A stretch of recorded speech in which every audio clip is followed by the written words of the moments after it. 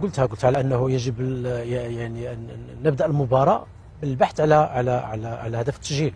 لا يجب ان ننتظر الى اخر 10 دقائق، ممكن تلقى يعني اي هدف ومن بعد يعني تكون الصدمه. يعني الحمد لله انه المنتخب، ولو انه الجانب الثاني اللي هو المنتخب السعودي قام مقابله اكثر من رائعه، اظن انه تحكم في مجريات اللقاء، لكن المنتخب المغربي عرف كيفاش يرد. يعني اول وصول يعني افتكاك الكره والضغط، وهذا يعني يوضح واحد الشغل دفاعي اللي هو جدا ممتاز، واشار له يعني طارق السكيتي مدرب المنتخب المغربي.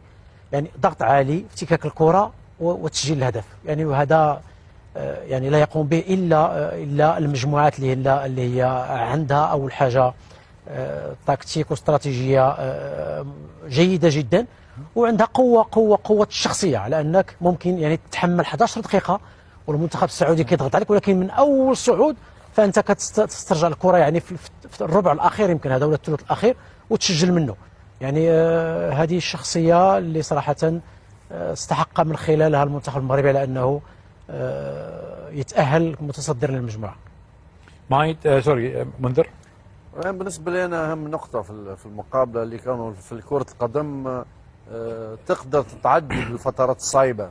يعني الفترات الضعيفه عادي موجوده في كره القدم، لكن مش بالضروره وقت انت تعاني تقبل اهداف. يعني المنتخب المغربي التحدي الحقيقي هو القوه والعدوانيه والشراسه على مستوى افتكاك الكره واسترجاعها، واكثر من ذلك وقت تجي عند الكره قادر باش يمشي بتحولات خطيره جدا. يعني شفناها ضد المنتخب العماني، شفناها في المقابله الاولانيه، حتى ضد المنتخب العماني هو ناقص لاعب بلاعب ويلعب ب10 وكان قوي في التحولات. اليوم نعم.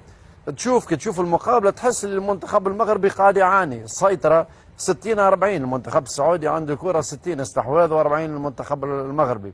يلعب بدفاع منخفض ولا في وسط الميدان اغلب الوقت لكونه فما تضامن وفما شراسه وفما قتال على مستوى افتكاك الكره.